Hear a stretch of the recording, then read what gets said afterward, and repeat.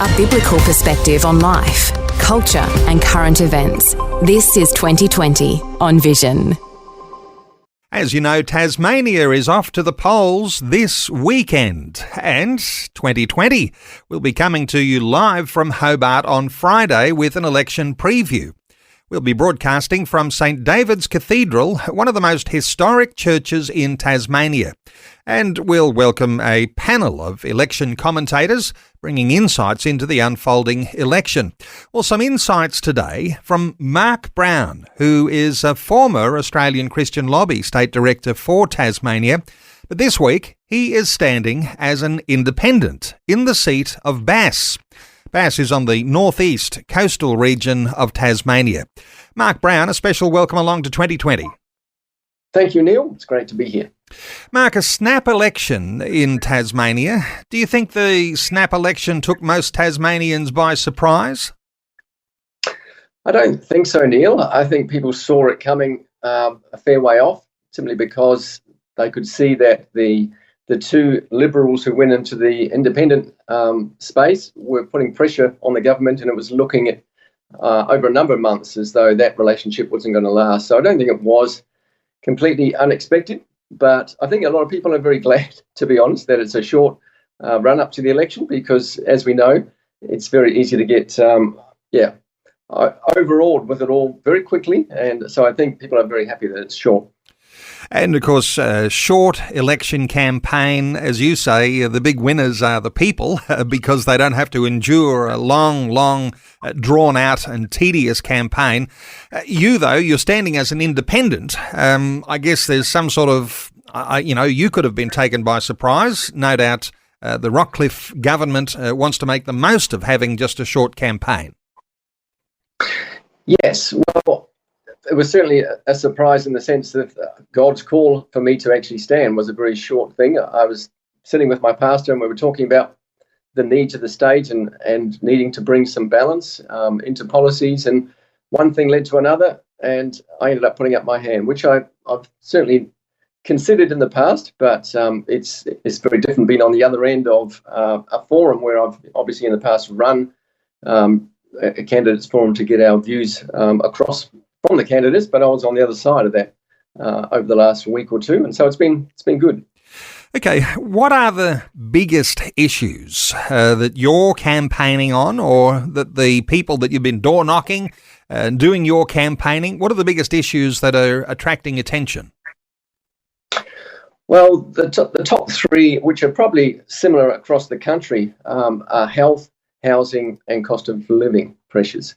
And we've got a very ageing population here in Tasmania, and a lot of very bad indicators in terms of some of the more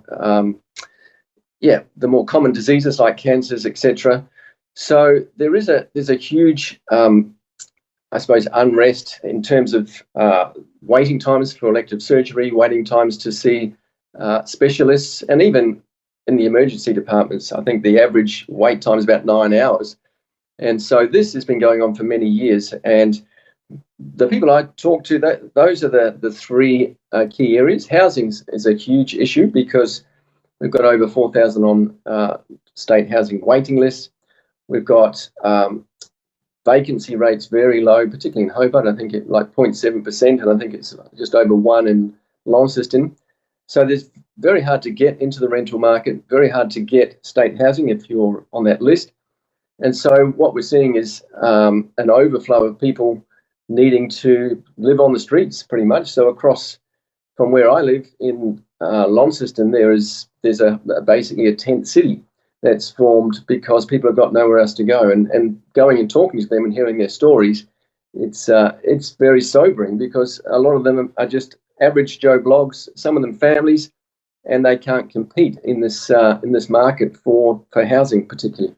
And when you've got a tent city, in some sense, that's the definition of a crisis point. Is it just Launceston, or are there other towns, cities, communities throughout Tasmania that are dealing with the same sort of issue that you're aware? Yeah, it is right around Tasmania, Neil. And so this is my main focus on my campaign, is to say the priorities need to be obviously those things, housing and health and lowering cost of living pressures.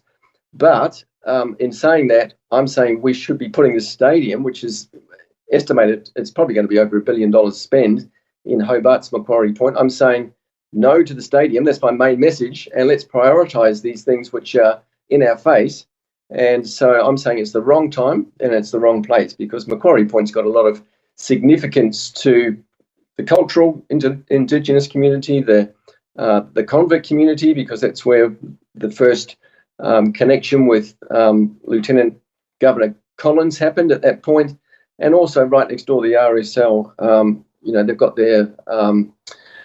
their cenotaph there, and it's right next door. It's a very sensitive area in Macquarie Point, which is on the waterfront in Hobart. So I'm saying wrong time, wrong place, and it's a wrong priority. Is this a divisive issue around the stadium?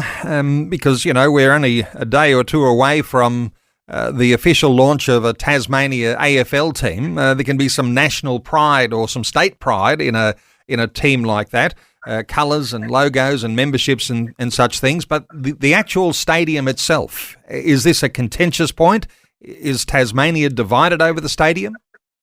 It is very divided, and it's sad, but there's always been a north-south divide, and this is just, in my view, it seems to be accentuating that.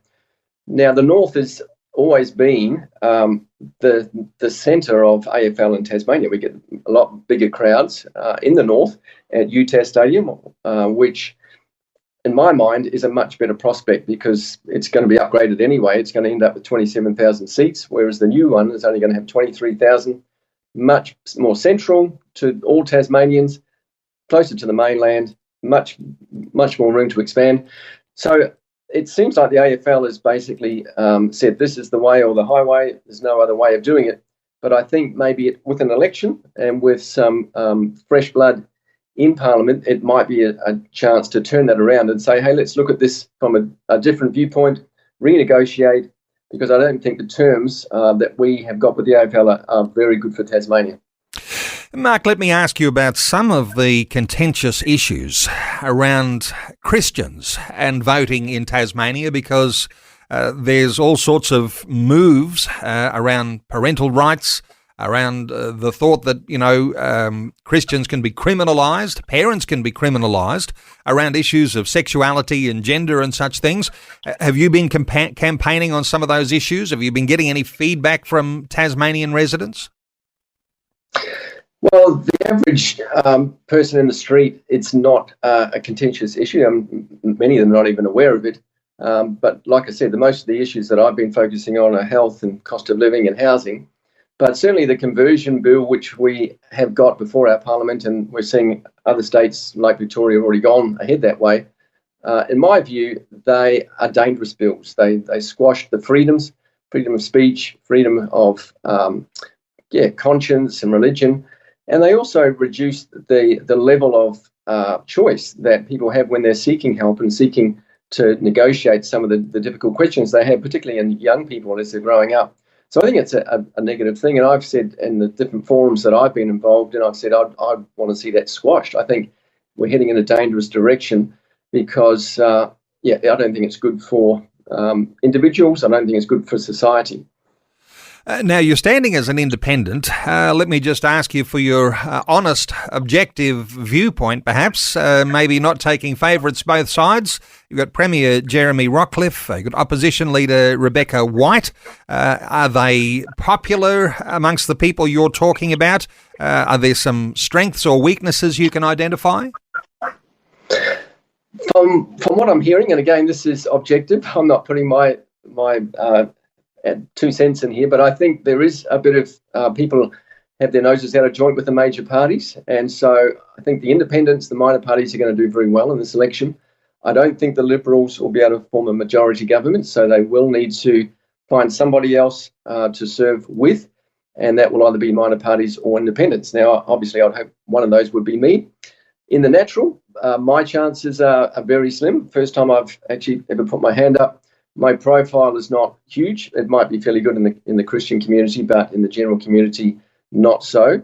But again, I'm following what I believe is the Lord's call. I would certainly not put my hand up if I didn't feel the Lord giving me direction to do so. So My campaign has been very different because I've had one message, no stadium, and nobody else has had a message on their signs or their publicity like I have. So I suppose I stand out in that way, and taking that single issue simply because there was no time to really focus on multiple issues when you've only got a month to campaign in.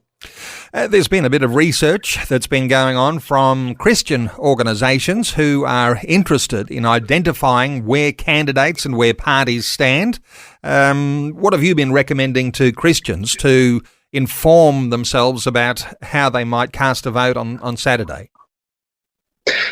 Yeah, so Neil, there are, as always, very good websites to go and get information on parties, but also on individual candidates as well. So I suppose the easiest thing I would suggest is to go to christianvalues.org.au. They've got a PDF that you can print off, and that gives you a bit of an overview of where the parties sit on different issues that are important to Christians.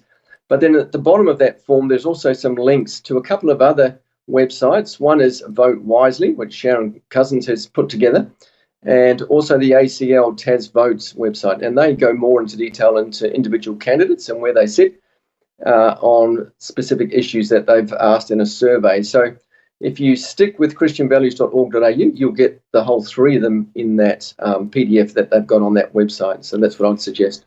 So for Christians in Tasmania looking for a little bit of guidance around parties and candidates, christianvalues.org.au, and also the ACL site, tasvotes.org.au, and then there's the Vote Wisely site. Just good getting your insights here. Mark Brown, former Australian Christian Lobby State Director for Tasmania, standing as an independent in the seat of Bass on the northeast coastal region of Tasmania. Mark Brown, thank you so much for your insights today on 2020. Thanks, Neil. It's been great to be with you.